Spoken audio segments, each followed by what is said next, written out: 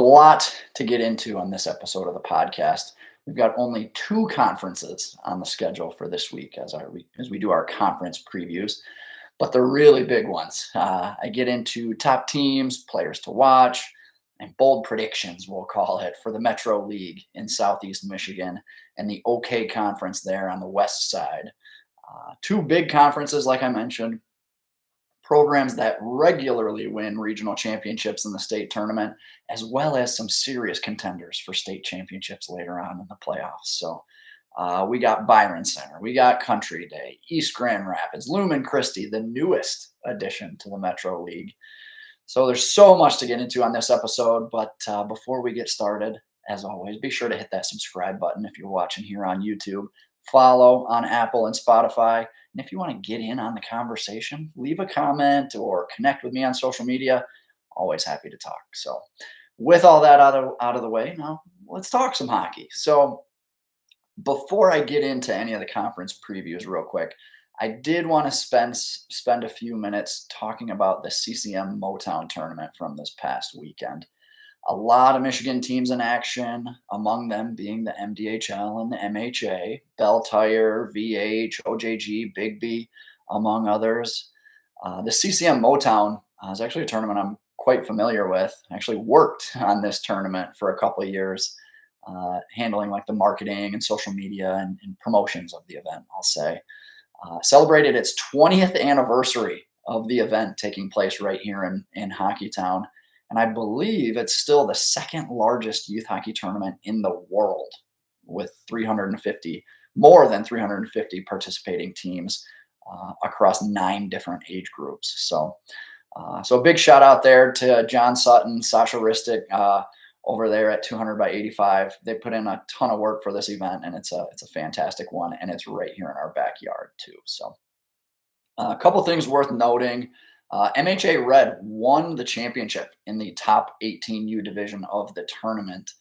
They beat BioSteel Sports Academy for, I believe, the third time this fall. They thumped Pittsburgh Icemen pretty good, 9-3, and then they beat the Sioux Indians from up north 3-1. And if you want to do the transitive property a little bit here, the Sioux, that's a team that's beaten Honey Baked and CompuWare already this season. That MHA Red squad finished the fall with an 18-1-1 record and absolutely should be in the mix with those other top 18U AAA teams in Michigan. You know, at one point was rated the number 1 team in the state among AAA teams.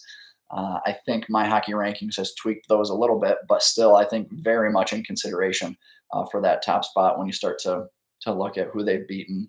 You do the transitive property there a little bit and who beat who and all that. Bell Tire made it to the semifinals of the 16U division. They lost to BioSteel Sports Academy, which ended up being the eventual division champion. They lost 5-2 in the semis. BioSteel also eliminated MDHL from the playoffs with a 4-3 win on Saturday. That MDHL 16s team, I thought had a really good showing. You know, they went 1-2-1 on the weekend, but they take the eventual champs down to the wire. They lose a game, like I said, they lose 4-3 in a playoff game there. They also beat the Pittsburgh Predators 1-0. They tied the Cleveland Wildcats 2-2. Those are two kind of middle of the pack AAA teams in the country and compete and show well there. That probably put the MDHL 16s somewhere between Bell Tire, who's 4th, and Honey Baked, who's 5th among 16U AAA teams in the state. Again, kind of playing that transitive property and doing some funny math there. But, you know, considering when you start looking at like shared opponents, you know, both MDHL and Bell Tire played the Cleveland Wildcats. Bell Tire beat them 5-4. MDHL tied them 2-2. Pittsburgh Predators, Bell Tire beat them 3-1. MDHL beat them 1-0. BioSteel, that's the 40th ranked team in Canada Prep. Bell Tire beat them 4-1 and then lost 5-2. MDHL lost 4-3. All of those games super close and super very much in the mix. So I think it's a really good showing for the MDHL 16s. would certainly put them in the mix as well, with those Bell Tires, the Honey Bakes, the Fox Motors, maybe even of the world, in that 16U AAA scene.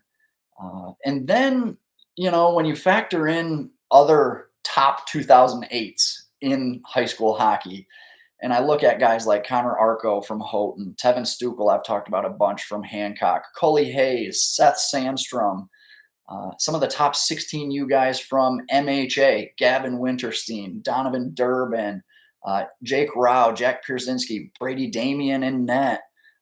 If you took a collective of the best 08s in Michigan high school hockey, the top players from the MDHL, the top players from the MHA, the top kids from the UP, I think that's a really strong contender on the AAA scene as well.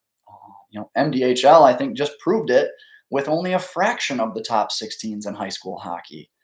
I'd like to see this happen. Not quite sure how we get it done, but anything to continue moving the needle there and pressing towards something bigger and better, I think would be awesome. It'd be good competition, good exposure, good for growing the game. I think it just proves that the guys that are here in high school hockey are legit and they're on par or at the very least comparable to those in the AAA world.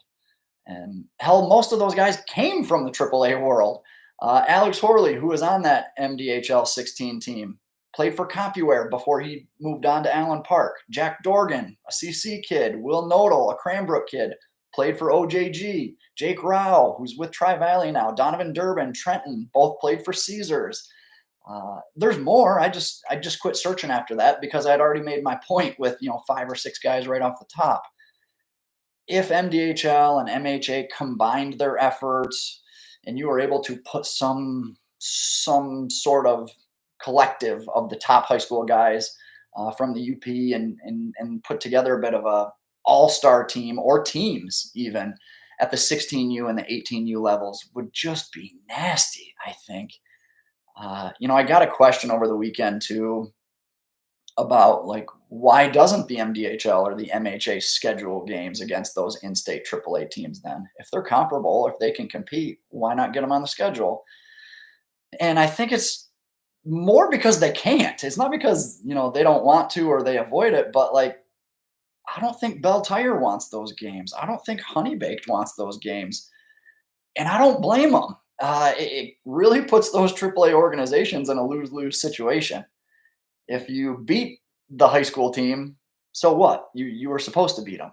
And if you beat them by a lot, it's a waste of a game, right? Nobody wants blowouts at any level.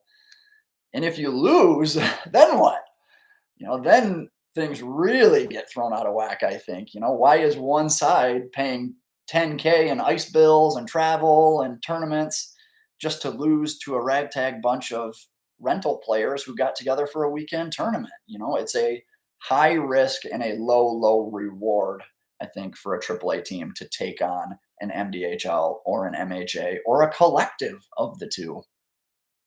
So I'm kind of left then to play the ridiculous transitive property game of who beat who and by how much. I'm not saying I like it. I'm just making sense of the situation, for the people at home listening and watching. I want these games to happen, and sometimes they do, right? Like I said, MHA played the Sioux over the weekend, and they have played the Fox Motors and VHs of the world a couple times in years past. So those games sometimes happen. But I think all of this is very, very different story if you truly had the best players from across high school hockey involved, not just the team MDHL fields or the team that MHA fields, or the kids from the UP, for an instance. So, anyways, all right, I'll get off my soapbox here. All in all, good weekend of hockey at the CCM Motown. Let's get into some regular season talk. We'll get into conference previews next here. Okay, so I'll start with the Metro League. Give me 1 second here and hydrate. There were some changes in the Metro League ahead of the upcoming season. Riverview Gabriel Richard, your East Division champion, has actually opted for independent status. And we've now seen a few teams, a few instances of this offseason. And I don't think it's a bad thing necessarily. Everywhere I've coached uh, in the high school hockey world, I think we wished we could have been independent as well and just didn't have that freedom to do so, obviously, with all the other sports uh, factored in as well, right? Whether you're in the SEC or the KLAA, it's all teams. It's not just your hockey team or just your football team making a jump like that. So, it gives you a lot of freedom and flexibility with scheduling, and by all accounts, Gabriel Richard really loaded up and has a bit of a gauntlet ahead of them this season. But I'm going to save that for next week's episode. We'll get into some independence talk next week too. But RGR out, Lumen Christi in. I mentioned their departure from the South Central Hockey League on a previous episode, if you want to check that out. They join the Metro League, the second program in 3 years now to enter the league, joining Gibraltar Carlson as kind of the newest members of the Metro. I wrote in the blog on pdspicks.com, I think Lumen could come in and be an instant contender for a division championship right away. Now, what division they're playing in is yet to be determined, at least on my end. I was told, sources told me, Lumen was taking RGR's place.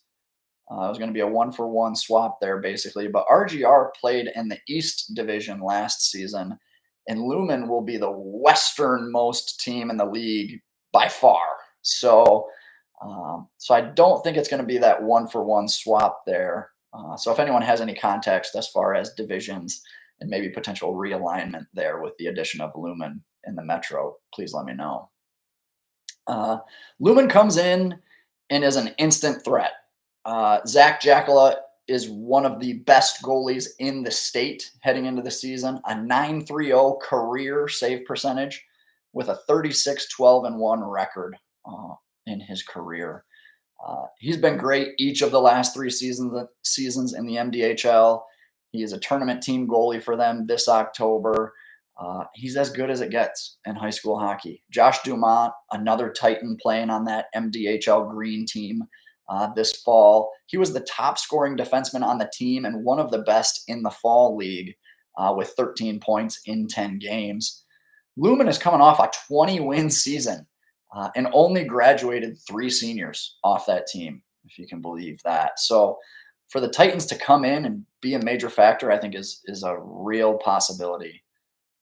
But looking elsewhere around the league, I think there's a lot of question marks. And that's what I don't see with Lumen is when you've got that many returners and you've had such good results, there's not a lot of question marks. You look around the league, there's a lot more concerns, at least on my end, from a bird's eye view. Grosse Ile went undefeated and was your division champ last winter, but graduated as top duo in Fisher Gurney and Tate Hubler. They're generational talents there for the Red Devils. And I use that expression a lot, but just in the sense that these guys don't grow on trees. They don't come around often. It's not an every year thing for some of these high school programs. Your Brightons and CCs and Brother Rices typically have a strong pipeline of prospects year in and year out. And there's several others as well that you could lump into that conversation. That's not always the case for programs like Grosse Ile. So that's why I kind of use that term generational talent when talking about these guys, because you just don't know when you're going to land another Fisher Gurney. Adelar Hovis was a freshman last season, was great playing on a line with that top duo. I liked him a lot at MDHL tryouts too. Was actually a little surprised there by the end result, but he made a real strong case, but just what am I looking for here? But sorry, I completely spaced and lost my train of thought there. But the concern there is he going to be able to produce without that same supporting cast around him? That's a pretty big question mark there for Grosse Ile. As I move over to like, maybe Country Day, for instance, Country Day graduated 8 players, including their top 4 leading scorers and their starting goalie. There's a lot of question marks there. And who's coming back, who's coming in. Allen Park, Jack Miller was the backbone of that team for much of the past 3 seasons. The most tenured goalie in high school hockey with 66 career varsity games under his belt. He's moved on. What's that mean for the Jags, right? Can Liggett kind of get over the hump? They won 16 games last season, but finished 4th in the East Division. How's that add up, right? What can we expect to be different this time around than last? Are they able to, you win 16 games, but weren't quite able to win the ones you needed in division and end up, like I said, 4th there in the standings. Ann Arbor, Gabriel Richard. I've heard a little bit, that maybe the fall season hasn't quite gone their way. It's been a bit of tough sledding there. But you've heard me say this before too. Summer and fall hockey is not indicative of in-season success or struggles, for that matter.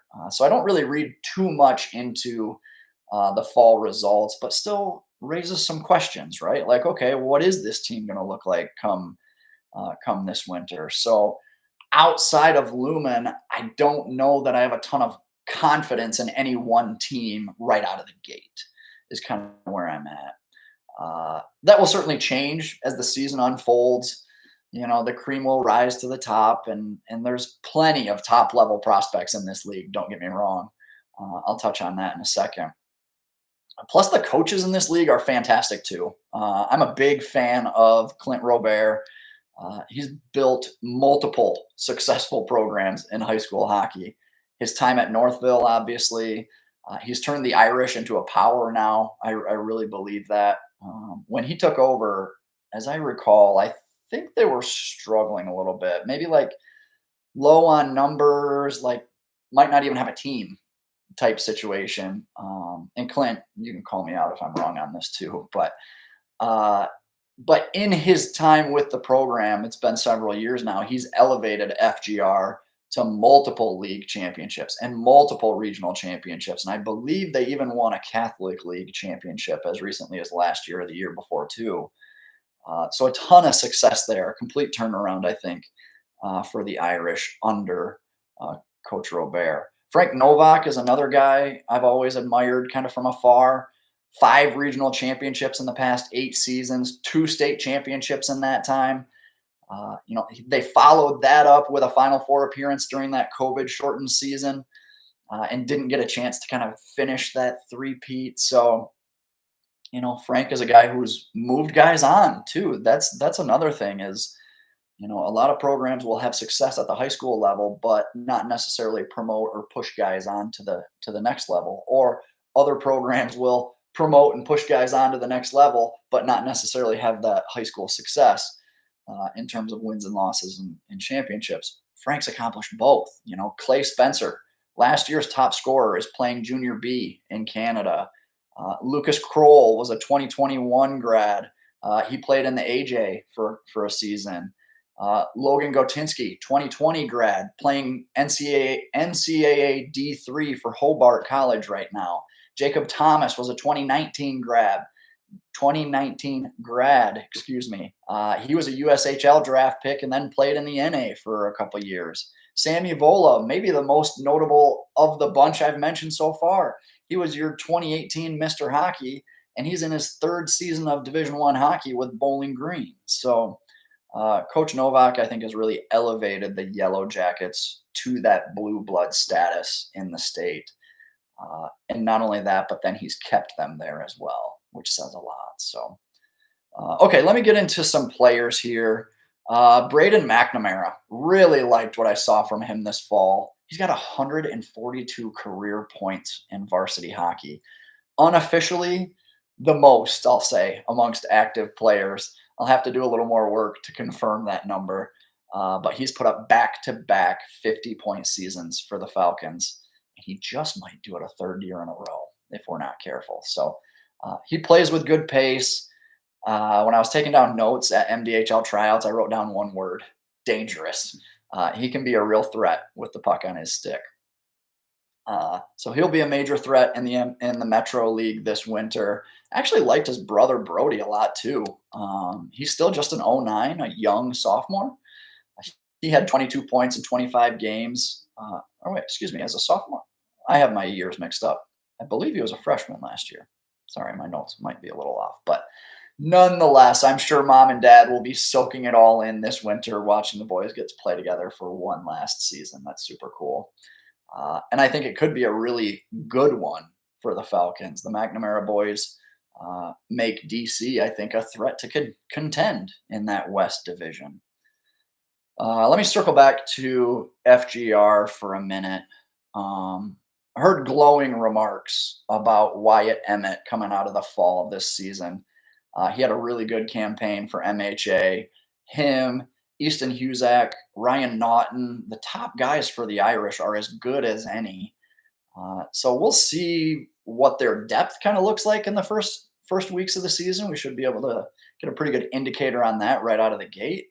But man, that three-headed monster of Emmett and Huzak and Naughton for FGR is enough to be a problem in the Metro as well. So we'll wait and see on the Irish, but like I said, those three alone I think sets them up for pretty good success regardless. I really liked Allen Park last season. I mentioned Alex Horley a little earlier.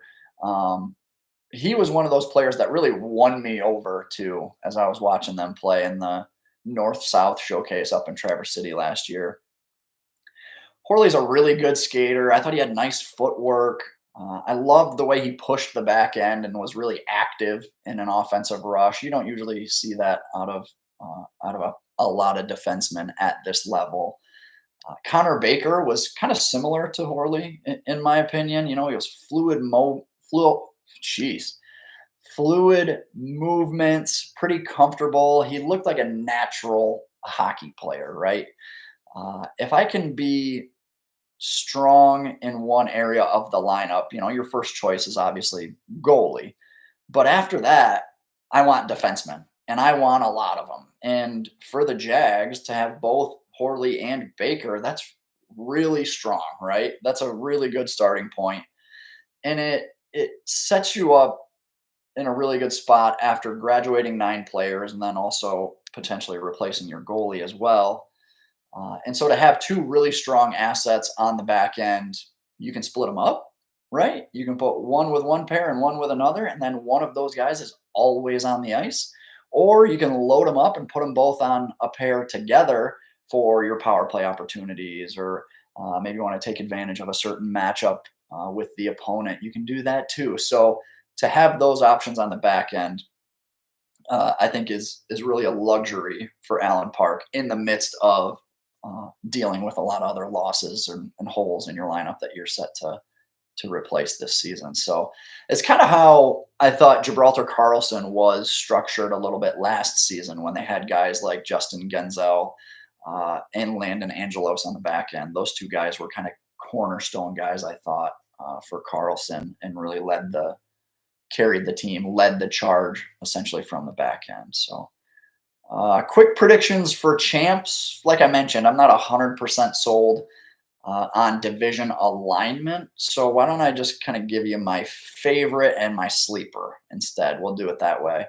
My favorite team in the Metro League is Lumen Christi. Probably no big surprise there. I just think it's a huge opportunity for them. It's a step up in competition overall. Them coming east and playing Metro Detroit area teams is growth for that program. You know, they're entering the league built for success right now too. That's the other thing, is they're in a position to really put their best foot forward in this new endeavor for the program. And you're going to be playing top 25 teams, and you're going to have an opportunity to really put that program in the statewide conversation. So I like this move for Lumen. I think it's a good one, and I'm hopeful it pans out and works out for him too. So my sleeper for the Metro is Divine Child. And again, maybe not a huge surprise there, as I was just raving about the McNamara boys, but They finished below 500 in the West last season. They graduated 10 seniors, including a goalie who played the entire season last winter. I have no idea what they have coming in outside of some of those key returners, like I mentioned. It may very well be a bit of a long shot, but guess what? Most sleepers are.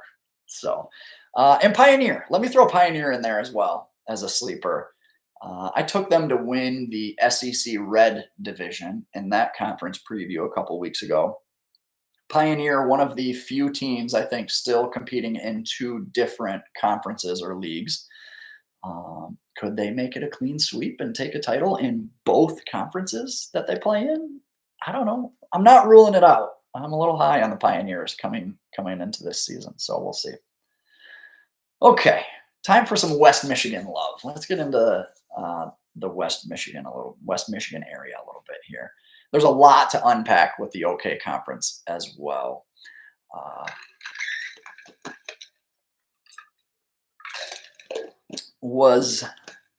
This conference was Michigan high school hockey's largest conference in terms of sheer members. They had 18 teams across 3 divisions last season, but to my knowledge so far, Kennewaw Hills and Sparta this offseason have both departed and are now independents as far as hockey goes, anyways. But even with that, the OKC is still the largest conference in the state with 16 teams now. Those 16 have been divided into 2 divisions of 8 teams each. And I misinterpreted the situation as well. On the blog on PD's Picks, both of the blogs for the OKC and the Metro are linked in the description below, so you can check those out. But what I wanted to mention was it looked like, and still does look like it, a top division and a bottom division with these two groups of 8. But the placement was more determined based on geography, which makes sense. The top 5 highest ranked teams in the OKC from last season, and 7 of the top 8, or 7 of the top 10, excuse me, OKC teams are all in Division 1 or Division A, the blue division. Whatever this division ends up getting named, as far as I'm aware at the moment, these divisions have yet to be named. So I'm working with what I got. It's going to be a gauntlet for whoever comes out of that particular division as champion. The restructuring could make for some pretty intense and passionate rivalries. A lot of these matchups were already happening throughout the season, whether it's the war of the woods between Forest Hills Central and Forest Hills Northeastern and some of those types of matchups. But when you've got Grandville and Jenison and Hudsonville, who all share a rink, all now playing in the same division, EGR and the Forest Hills schools all play out of Patterson. They're all in the same division as well. It's going to make for some pretty intense, high stakes games that I'm not sure. We've seen it to a degree in the OKC, but now it's going to be a nightly thing, I think, in the conference. So, okay, I think Grandville could be the biggest surprise in high school hockey this season. They were the most fun sub 500 team to watch last season. Tons of young talent, guys who played the game the right way. They just competed. You didn't feel like you were watching a 10-win team. Apologies, I'm blanking on the exact number, 10, 12, somewhere in there. All those freshmen and sophomores from last season, Landon Smith, Lewis Gardine, Braden Vanderveen, Aiden Karras, there's a bunch of them coming back this winter with a year of experience under their belts now. These weren't just role players either, right? Like, these were guys who were major contributors as freshmen and sophomores. Landon Smith is awesome. Top producer in the MDHL, a tournament team kid for them as well. He's got good size. He's strong on his skates, great effort. If the list ended there, I'd feel pretty good about my team if Smith was my only option or my go-to option. But then you add in a goalie like Aiden Karras, who's already played 39 games at the varsity level, entering his junior season. I got a dominant forward and an experienced goalie. Fantastic. Life is great. But it doesn't stop there. It just keeps going. Louis Gardine, another MDHL guy. He was their top performing D last season as a freshman. You get him back on the back end. And you get to pair him with a guy like Braden Vanderveen, a great skater with smooth footwork, and he's patient with the puck. I really liked Vanderveen a lot last season. And it doesn't stop there. It's bizarre. It's wild to me. Not only that, you add Bennett Eisma, a former AAA kid. He gets added to the equation as well. Was playing Fox Motors last season. He makes the jump now. He was a top guy for the MDHL Green. And the league's, what was he? Oh, he was on the league's tournament team as well. Sorry, that was my other note I wanted to mention. So it feels like everything is going Grandville's way this offseason. And I think that translates to real on ice success as well. A lot of reasons to be excited in Grandville this season. Okay, let's talk Forest Hill Central for a minute. My Forest Hill Central Rangers. The boys, that program will forever hold a special place in my heart. I'll put it that way. No, I'm not on staff this season yet. No. For you longtime listeners, last season, you may recall I actually ended up coaching a pair of games, regular season games for the Rangers up in Traverse City. 1-1 all time as a coach in the Forest Hills record books. I'll have you know. I want that noted too, Coach. Make sure that makes it into the trophy case or whatever it may be. A lot of guys that I had the opportunity to work with last season are still on the team this season. Gibby Grandel and Eli Lipke are a good place to start here. That D pairing, those two I thought really offset each other on the back end really well. Grandel gets a lot of shine and attention because he's done the MHA fall programming and he was at Team Michigan tryouts last spring. He's doing anything and everything high school hockey related, and I love it. I'm sure he will play on to higher levels of hockey as well. He's a fantastic prospect. But I think a lot of that talk about Grandel can sometimes overshadow Lipke a little bit, and even admittedly myself, right? Until I was on the bench and got an opportunity to work with Eli and watch his game up close and see him in action. He's a really stellar, steady, puck-moving defenseman in his own right. I think he's a soccer player too. I think I heard that rumor. So potentially a multi-sport guy, right? And maybe that's why he's not as involved in some of the extracurriculars in the hockey scene. But Lipke had 9 goals and 24 points last season as a junior. So to have Lipke, to have Grandel both back on the blue line is awesome. That's 2 fantastic cornerstones to work with. And a couple exchanges there with Coach McSween. He had mentioned Lipke's upside, maybe even gives him the opportunity to play forward this year. Or Grandel was a talking piece about moving to forward as well too. So nonetheless, you've got 2 really nice pieces there that understand the game, are capable of a lot of different roles within the team. 2 really nice cornerstone building blocks there. And on top of that, reports on Jack Pierzynski coming out of MHA this fall. He's had a run with the 16U Royal squad. Mike Timmer was on my all-freshman team last season too. This Rangers team might not have, the Milok brothers or the Jeffries brothers like they have in recent years. They might not have that dominant go-to game on the line type guy in their lineup, but I still think this is a contending FHC squad that's going to compete. They have a tendency of getting up for the big games too. So they're going to play Byron Center and EGR and the rest of those big name programs in the conference. They're going to play them really tough. So speaking of Byron Center, I think they're in a little bit similar of a situation just in terms of There's no Nicholases. There's no Froislans. There's no Cade Pratt coming through the door. I'm not sure BC really has a bona fide elite top scorer either, like they have in seasons past. But I do think the collective of guys, when you look at Braxton McKee, Luke Philo, uh, Jackson O'Keefe was a guy I picked up on this fall, I should say.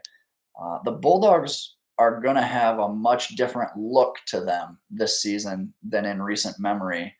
I don't see them having an overwhelming top line that kind of gives opponents a matchup nightmare. But they're still in a position to win now and be contenders, right? That's not gone just because you lose a pair of dream teamers and Cade Pratt and Jackson Froisland to graduation. But with that level of losses in mind, and other programs who will have to endure similar blows to the lineup, East Grand Rapids may be the team to beat in the OKC. They lost a lot, which seems to be the narrative for a lot of OKC teams. They lost a lot from last season's state final team. 4 of your top 5 scorers, their starting goalie, and their top D are all gone from last season. That'd be crippling to most programs in the state. But East gets a really good trio of contributors back this season, like James Albers, Oliver Owen, Brady Ross. All those guys should be back this season and be back in a big way. I mentioned in the blog that this trio basically served as a complete line, a full line for MDHL Green in league play.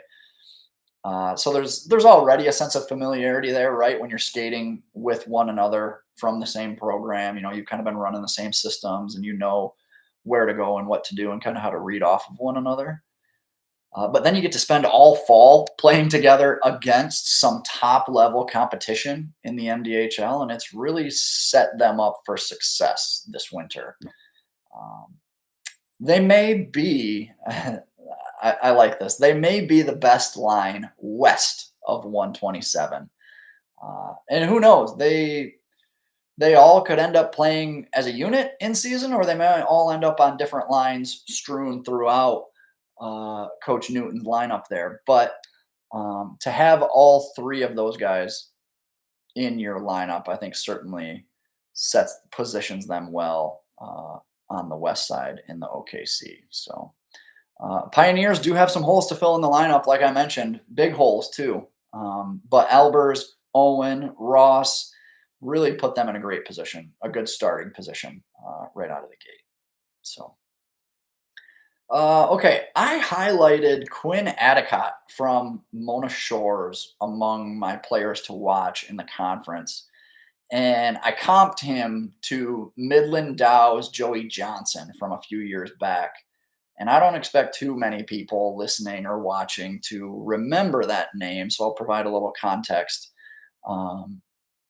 I remember watching Joey Johnson at the 2019 Team Michigan tryouts. And I wrote him off so fast. Like, nothing really stood out about his game. Just kind of bland, got the job done, and that was it. There just was nothing that stood out to me as a defensive prospect. But as I was sitting there next to Joe Ford, who's the head coach for Cap City in Lansing, we're evaluating prospects and watching games. And I remember a conversation going on about the defensive core and what the top 6 would look like for that. I don't know if it was the junior team or the senior team at that point. It might have been the junior team. And Joe singles out Joey Johnson as singles the Joey Johnson kid out. Excuse me, I had to phrase that a little bit better. He says, him, that's my guy. So adamant and so confident. And I was shocked. I was like, what? That guy? And Johnson ends up making Team Michigan, played very well for that group, played in the GoJ, played in the USPHL Premier, and now is playing his 4th season of NCAA Division III hockey for Wilkes University. He's done pretty well for himself. But with all that said, the thing I took away and what I now relate back to Addicott is it's a good reminder for everyone else out there too. You can't get hung up on the sexy defenseman, the offensive, lead the rush, razzle dazzle playmakers on the back end. You need dependable, know what you're getting type of defenseman on the back end too.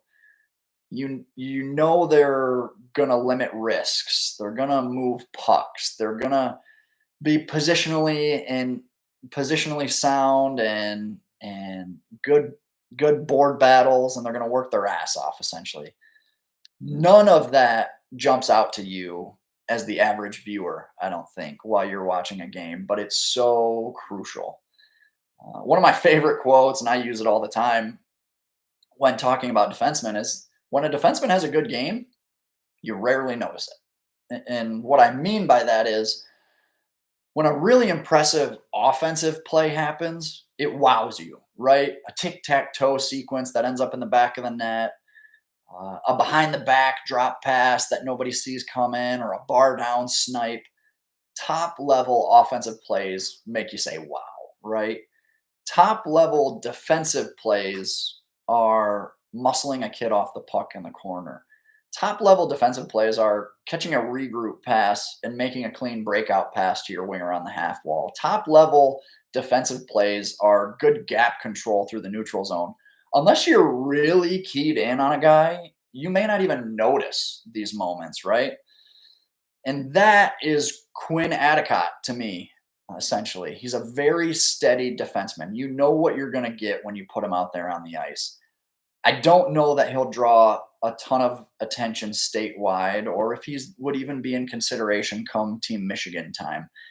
But he's one of those defensemen you really got to pay attention to appreciate. Um, he could put Mona Shores in a real good spot this season too. They'll have Eli Habitler as well, leading scorer. Nathan Tilden and his brother Brady, both goalies back as well. Mona could take a huge step this season after going just 11-15 last season. So definitely one to watch there. I got a. Oh, there's one more kid I want to talk about too. I love this kid in the fall. Harmon Esch. I believe he's a Caledonia kid, if I'm not mistaken. He was awesome when I saw him at the MDHL. Just a buzzsaw, strong kid, throwing his weight around with intent and purpose too. He's not just running around like a meathead trying to put someone through the boards blindly. It's strategic. He's trying to take people off the puck. He's being a menace on a forecheck. He muscled his way to the net front for a scoring chance too. I love that. He just works really hard and is just around the play a lot. Caledonia's top four guys were all underclassmen last season. So was starting goalie Sam Hogue. He should be back this season as well. I won't claim to be an expert on Tony Kaufman or Ty Lewandowski or Henry Simon. Caledonia was not actually one of the 72 teams I watched last season. They're definitely going to be one I pay attention to this season. But if those guys are anything like what I saw from Harmon Esch, I think Caledonia could be a scary good team this season too. So, okay, I'll give you some predictions here real quick. Division champs. I'll give you my predictions real quick. Kind of alluded to them earlier as well. In the one division, I think it's EGR. I hopped on the bandwagon last season. Admittedly a bit late, but hopped on nonetheless. And they went as far as the team could possibly go last season. I don't know if there's enough juice there to get them back to a Final Four for a third straight season. But I do expect them to be front runners in the OKC for sure. And again, players come playoff time. On the other side, it's just Grandville's to lose, in my opinion. They're loaded. If this season goes the way I think it could go, we're talking a deep playoff run. We're talking, dare I say, Plymouth. I don't want to get too ahead of myself, put too much pressure on the group. But I'm really excited about this Grandville squad. So, all right. We've gone through 11 of the 13 conferences so far in high school hockey this month alone. Next week, tryouts get underway. So I'll preview the final two conferences in high school hockey, the two best conferences in Michigan high school hockey, I might add. The KLAA and the MIHL. Might also add in some independence talk as well. I mentioned that earlier. Some really good non-conference teams that I'll want to spend some time on. The Bay Reps, Houghton, Sault Ste. Marie, Riverview, Gabriel Richard, and a couple more too as well. We'll wrap up our season previews next week, and then it's on to the regular season, boys. So hit that subscribe button on YouTube. Connect with me on social media. Skate hard. Have fun. I'll see you at the rink soon.